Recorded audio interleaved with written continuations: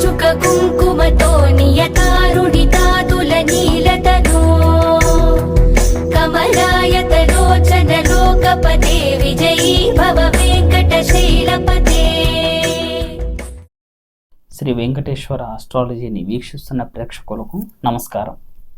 ఈ వీడియోలో మనం ప్రధానంగా తెలుసుకోపోయేది ఈ 2024 జనవరి నెల జరగబోయే ఒక కాల పరిమితి, ఈ యొక్క మేషరాశి వారికి ఎలా ఉంది, వారి విధి విధానం ఏమిటి అనేది మనం పరిశీలించినట్లయితే, ప్రధానంగా ఈ యొక్క రాశి గల వారు ఈ యొక్క సమయకాలంలో ఎక్కువగా తొందరపాటు నిర్ణయాలు తీసుకోవటానికి, స్పీడ్గా వాళ్ళు పనులు కావాలి, స్పీడ్గా ముందుకెళ్ళాలి, ఏదైనా సరే స్పీడ్గా అనుకున్న పని చేసుకుంటూ ముందుకెళ్ళాలి అన్న ఆలోచనతో తొందరపాటు నిర్ణయాలు చాలా ఎక్కువగా ఈ యొక్క సమయకాలంలో ఈ యొక్క రాశి గల వారు తీసుకోవటం జరుగుతుంది.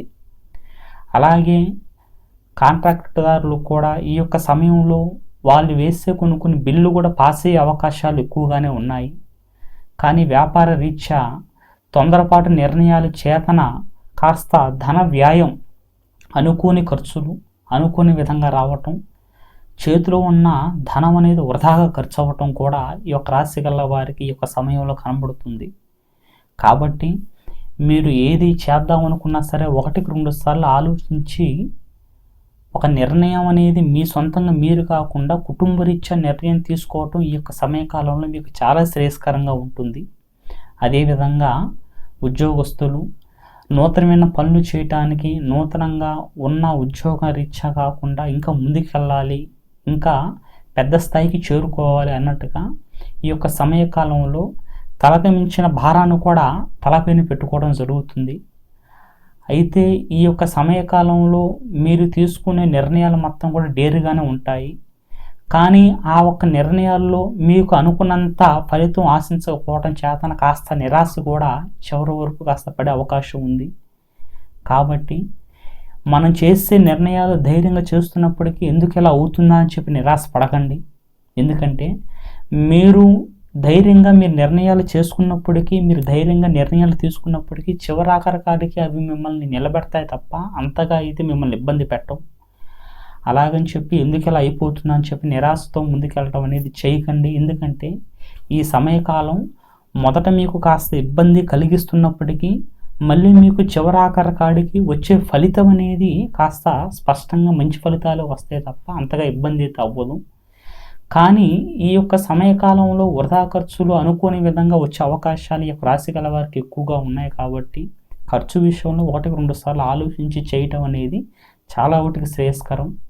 అలాగే నూతనంగా ఈ యొక్క సమయంలో భార్యాభర్తలు కలిసి ప్రయాణాలు ఎక్కువగా చేయటం, అంటే కుటుంబంతో ప్రయాణాలు ఎక్కువగా చేయటం, కాస్త నూతనమైన పనులు చేయటం, నూతనమైన పనులు చేయాలి, నూతనంగా ముందుకెళ్ళాలని చెప్పి కాస్త తీర్థస్థానాలకి తీర్థయాత్రలు కూడా వెళ్ళటం, అలా ప్రయాణాల మీద ఈ యొక్క రాశి గల వారి యొక్క సమయంలో ఎక్కువగా మొగ్గు చూపిస్తుంటారు.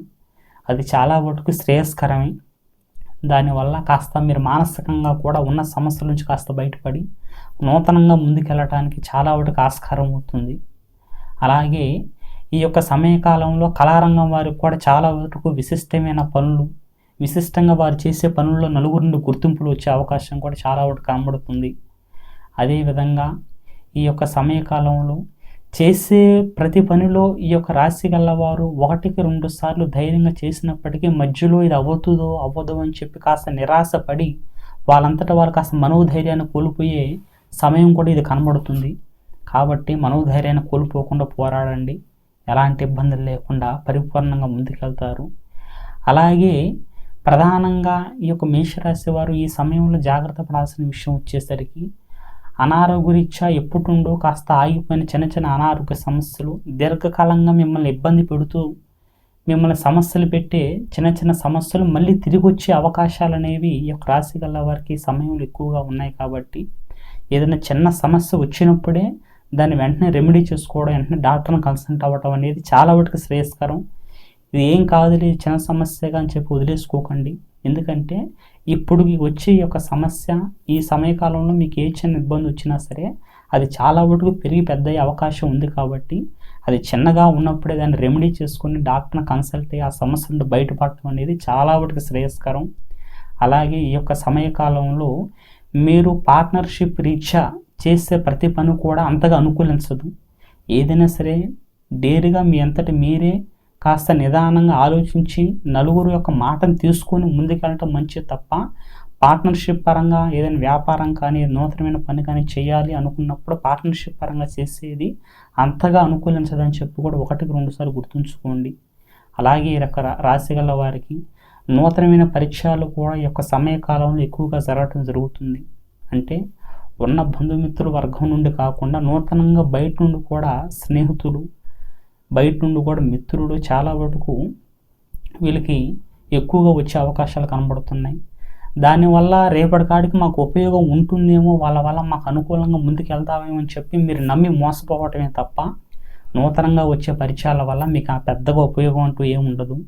మీ యొక్క ఆలోచన, ఈ స్థితిగతి మీ అంతటి మీరే కుటుంబరీత్యా ముందుకెళ్ళటమే శ్రేయస్కరం తప్ప నూతనంగా వచ్చే స్నేహితుల వల్ల కావచ్చు, బంధుమిత్రుల వల్ల కావచ్చు మీ రూపాయే పోతుంది తప్ప వాళ్ళ వల్ల అంతగా అనుకూలించదని చెప్పి 1-2 సార్లు గుర్తుంచుకోండి. మొత్తానికి ఈ యొక్క సమయకాలంలో ఆరోగ్యరీత్యా జాగ్రత్త పడండి. ఎలాంటి ఇబ్బందులు లేకుండా పరిపూర్ణంగా ముందుకెళ్తారు.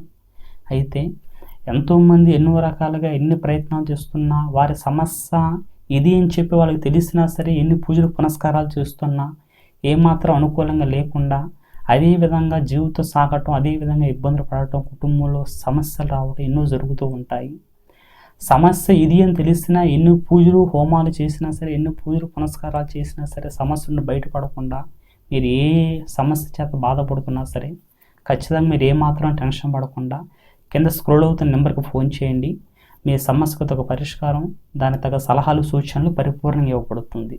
సర్వే జన సుఖినో భవంతు.